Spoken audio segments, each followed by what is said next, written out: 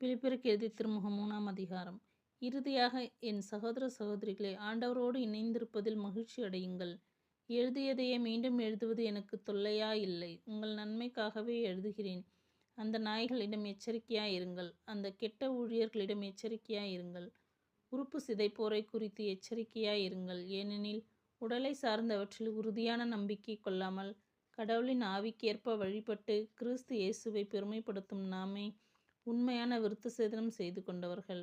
உடலை சார்ந்தவற்றில் உறுதியான நம்பிக்கை வைக்க வேண்டுமானால் நானும் வைக்கலாம். உடலை சார்ந்தவற்றில் உறுதியான நம்பிக்கை கொள்ள முடியும் என யாராவது நினைத்தால் அவரை விட மிகுதியாக நானும் நம்பிக்கை கொள்ள முடியும். நான் பிறந்த 8ஆம் நாள் விருத்த சேதனம் பெற்றவன். இஸ்ரேல் இனத்தவன், பென்யமின் குலத்தவன், எபிரேய பெற்றோருக்கு பிறந்த எபிரேயன்.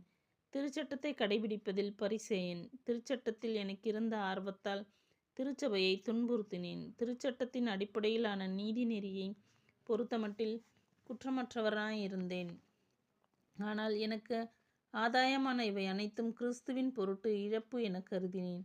உண்மையில் என்னை பொறுத்தமட்டில் என் ஆண்டவராம் கிறிஸ்து இயேசுவை பற்றிய அறிவே நான் பெறும் ஒப்பற்ற செல்வம். இதன் பொருட்டு மற்ற எல்லாவற்றையும் இழப்பாக கருதுகிறேன். அவர் பொருட்டு நான் அனைத்தையும் இழந்து விட்டேன். கிறிஸ்துவை ஆதாயமாக்கி கொள்ள எல்லாவற்றையும் குப்பையாக கருதுகிறேன். கிறிஸ்துவோடு இணைந்திருப்பதற்காகத்தான் நான் இவ்வாறு கருதுகிறேன். திருச்சட்டத்தின் அடிப்படையில் நான் கடவுளுக்கு ஏற்புடையவனாக இயலாது. கிறிஸ்துவின் மீது கொண்டுள்ள நம்பிக்கையால் அவருக்கு நான் ஏற்புடையவன் ஆக முடியும். இந்த ஏற்புடைமை கடவுளிடமிருந்து வருவது. நம் நம்பிக்கையை அடிப்படையாக கொண்டது. கிறிஸ்துவையும் அவர் தம் உயிர்த்தெழுதலின் வல்லமையையும் அறியவும் அவருடைய துன்பங்களில் பங்கேற்று சாவில் அவரை ஒத்திருக்கவும் விரும்புகிறேன். அப்பொழுதுதான் நானும் இறந்தோருடன் உயிர்த்தெழ இயலும். இலக்கை நோக்கி ஓடுதல். நான் இவற்றை ஏற்கனவே அடைந்து விட்டேன் என்றோ நிறைவு எய்திவிட்டேன் என்றோ சொல்வதற்கில்லை. கிறிஸ்து இயேசு என்னை ஆட்கொண்டதற்கான நோக்கம் நிறைவேறுவதாக தொடர்ந்து ஓடுகிறேன். அன்பர்களே, இந்நோக்கம் நிறைவேறிவிட்டது என நான் எண்ணவில்லை. ஆனால் ஒன்று மட்டும் செய்கிறேன். கடந்ததை மறந்துவிட்டு முன் இருப்பதை கண்முன் கொண்டு பரிசு பெற வேண்டிய இலக்கை நோக்கி தொடர்ந்து ஓடுகிறேன். கிறிஸ்து இயேசுவின் மூலம் கடவுள் எனக்கு மேலிருந்து விடுக்கும் அழைப்பே அப்பரிசாகும்.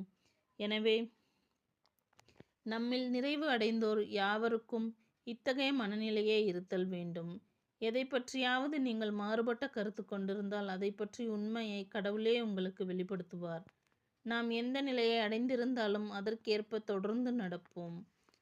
சகோதர சகோதரிகளே, நீங்கள் அனைவரும் என்னைப் போல் வாழுங்கள். நான் உங்களுக்கு காட்டிய முன்மாதிரியின்படி வாழ்பவர்களை பின்பற்றுங்கள்.